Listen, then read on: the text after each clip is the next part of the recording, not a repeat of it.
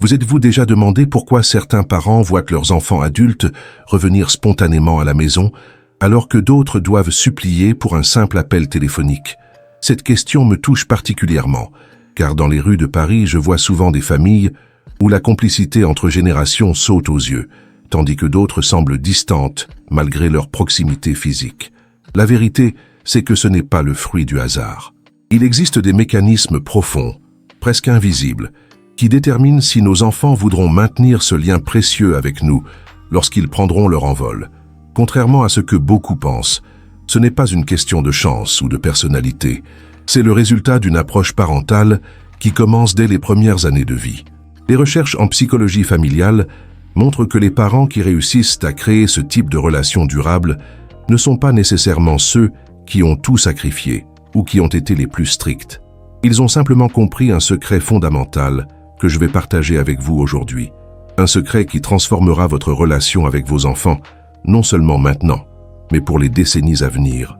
Avant d'aller plus loin, j'aimerais vous inviter à vous abonner à cette chaîne si vous souhaitez découvrir d'autres contenus sur la parentalité positive et les relations familiales épanouissantes. N'hésitez pas également à écrire dans les commentaires de quelle ville vous nous regardez. J'adore voir la diversité de notre communauté.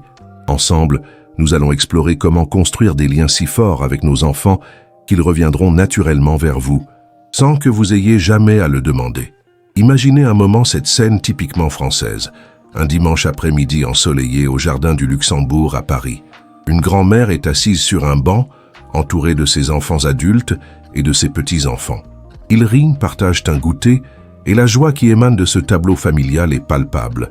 Ce n'est pas une réunion organisée sous la contrainte, mais un rendez-vous spontané devenu rituel au fil des ans. Comment certains parents parviennent-ils à créer cette atmosphère où leurs enfants reviennent naturellement vers eux, même après avoir quitté le nid familial? La réponse commence par comprendre un principe fondamental, l'autonomie émotionnelle. Dans notre culture française, nous avons parfois tendance à confondre l'amour parental avec une forme de possession émotionnelle. Nous disons « mon enfant » avec une intensité qui peut, sans que nous le réalisions, créer des liens d'attachement malsains. Le psychologue français Boris Cyrulnik explique que l'amour véritable n'est pas une cage dorée, mais un tremplin vers le monde.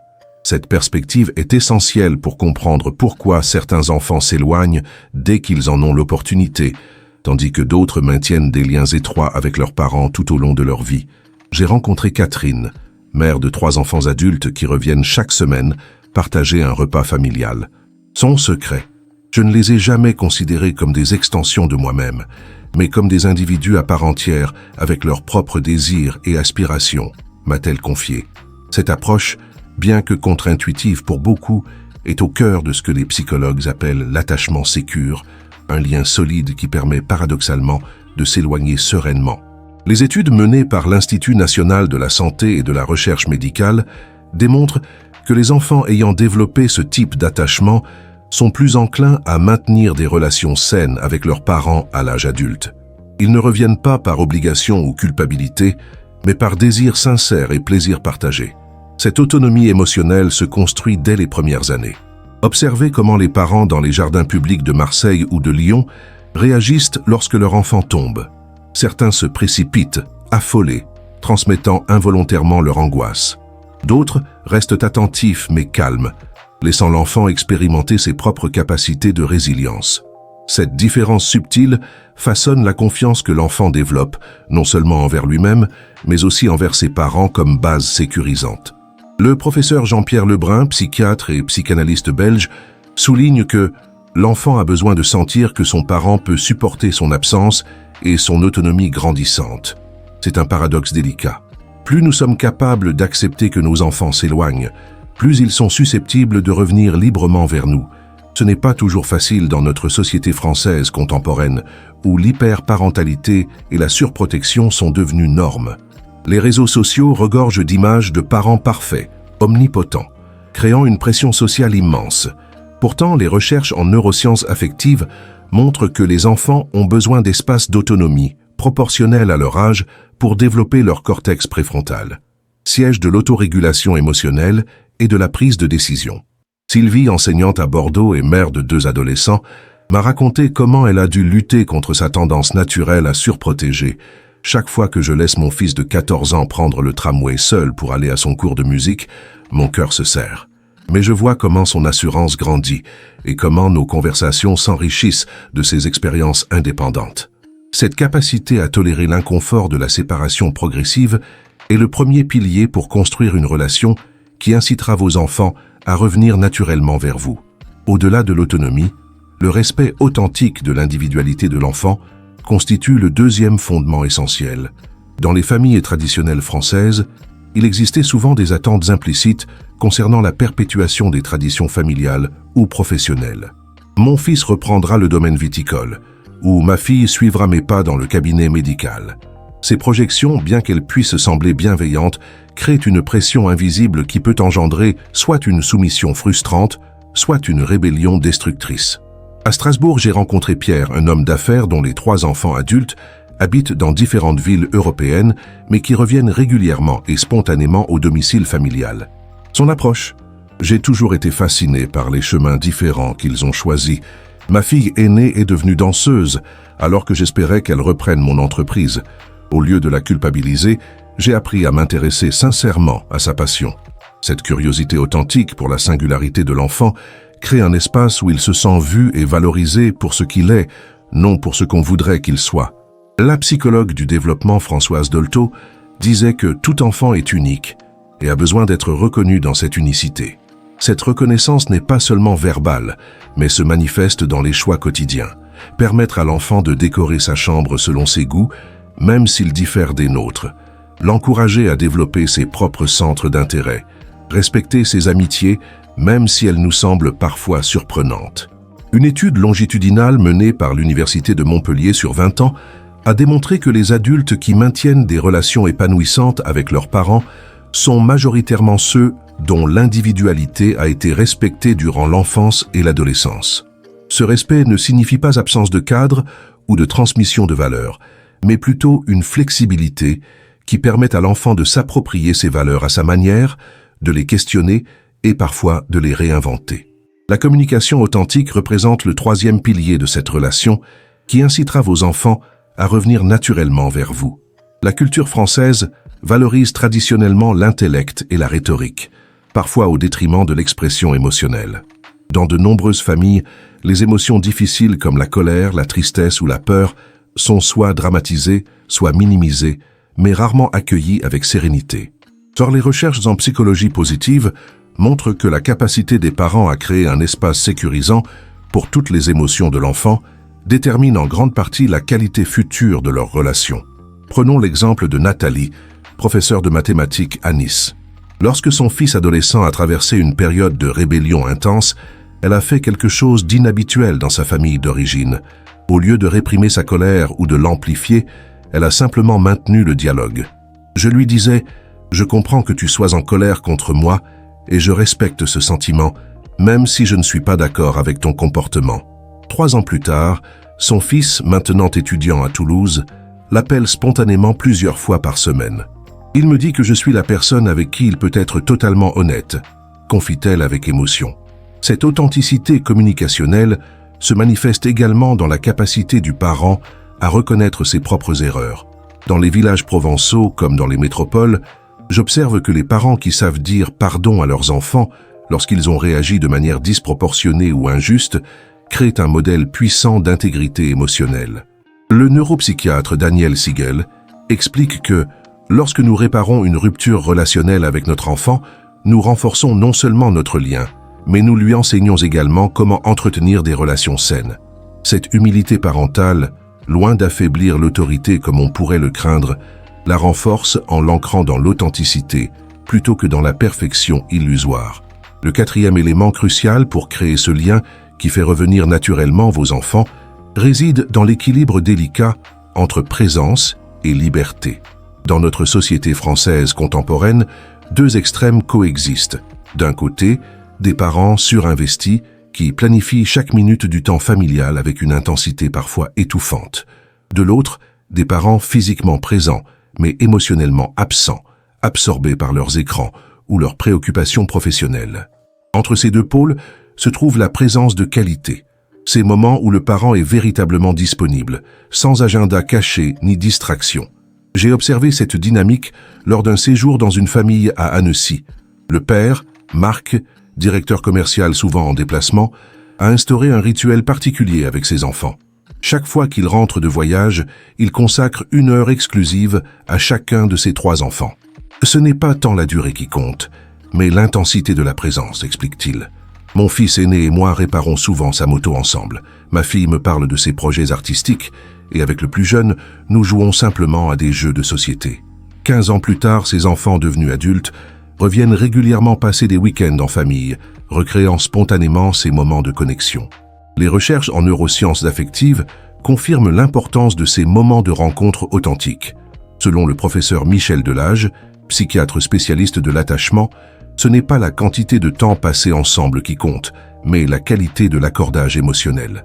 Cet accordage se manifeste par une attention véritable aux signaux émotionnels de l'enfant, une disponibilité à entrer dans son monde sans jugement. À l'inverse, la liberté accordée à l'enfant doit être proportionnelle à sa maturité, créant ce que la psychologue Diana Baumrind appelle un style parental démocratique, ni autoritaire, ni permissif, mais guidant avec respect. Cette approche équilibrée crée un sentiment de sécurité qui paradoxalement encourage l'exploration et l'autonomie. Le 5e et dernier pilier pour construire cette relation qui incitera vos enfants à revenir naturellement vers vous concerne la création d'un héritage émotionnel positif. La tradition française accorde une grande importance à l'héritage matériel et intellectuel, la transmission du patrimoine, des connaissances, des savoir-faire. Mais qu'en est-il de l'héritage émotionnel ? Cette atmosphère affective qui imprègne les souvenirs d'enfance et influence profondément les choix relationnels futurs. Dans les villages de Bretagne, comme dans les appartements parisiens, j'ai rencontré des familles où cet héritage émotionnel est consciemment cultivé à travers des rituels simples mais significatifs.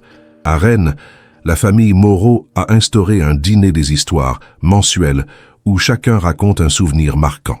Ces moments créent une mythologie familiale commune, explique Isabelle, la mère. Même quand mes fils sont partis étudier à l'étranger, ils revenaient pour ces dîners ou y participaient par vidéo.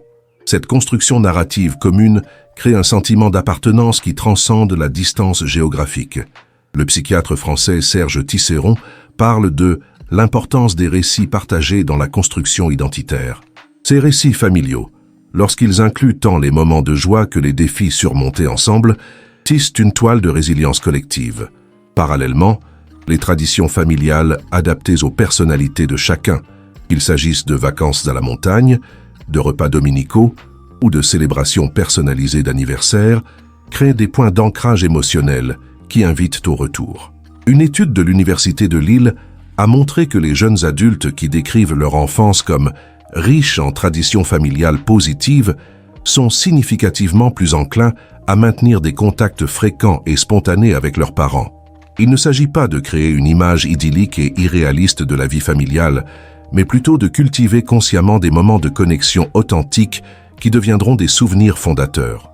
Comme le résume Émilie, mère de 4 enfants adultes qui reviennent chaque été dans la maison familiale du Luberon, ce qui les fait revenir, ce n'est pas la beauté du lieu, mais les souvenirs qu'ils y ont construits et qu'ils continuent d'enrichir. Nous arrivons maintenant à la conclusion de notre exploration sur ce secret qui fait que vos enfants reviendront naturellement vers vous sans que vous ayez à le demander. Ce parcours nous a menés à travers les ruelles pittoresques des villages provençaux, les appartements haussmanniens parisiens et les maisons bretonnes battues par les vents pour découvrir une vérité universelle qui transcende les particularités culturelles françaises. Le lien parental durable se construit sur un paradoxe. C'est en libérant nos enfants que nous les invitons à revenir. Cette libération n'est pas un abandon, mais une confiance profonde en leur capacité à voler de leurs propres ailes, tout en sachant qu'ils ont un nid sécurisant où revenir. Comme le dit si bien le poète libanais Khalil Gibran, souvent cité dans les écoles françaises, « Vos enfants ne sont pas vos enfants. Ils sont les fils et les filles de l'appel de la vie à elle-même. » Cette sagesse ancestrale trouve aujourd'hui un écho dans les découvertes les plus récentes en neurosciences affectives et en psychologie du développement. Si je devais résumer en une phrase ce que nous avons exploré ensemble, ce serait peut-être « Aimez vos enfants suffisamment pour les laisser partir, et ils reviendront vers vous non par obligation, mais par choix. » Ce principe, simple dans sa formulation mais complexe dans sa mise en œuvre quotidienne, exige de nous une constante remise en question de nos motivations profondes en tant que parents. Cherchons-nous à combler nos propres vides émotionnels à travers nos enfants? Projetons-nous sur eux nos ambitions inassouvies? Ou parvenons-nous à les voir et à les aimer pour qui ils sont vraiment? Dans leur unicité parfois déconcertante, je vous propose un défi concret pour cette semaine. Identifiez un domaine où vous pourriez accorder plus d'autonomie à votre enfant, proportionnellement à son âge. Pour un tout petit, cela pourrait être le choix de ses vêtements. Pour un adolescent, la gestion de son temps d'écran. Pour un jeune adulte, ses décisions professionnelles.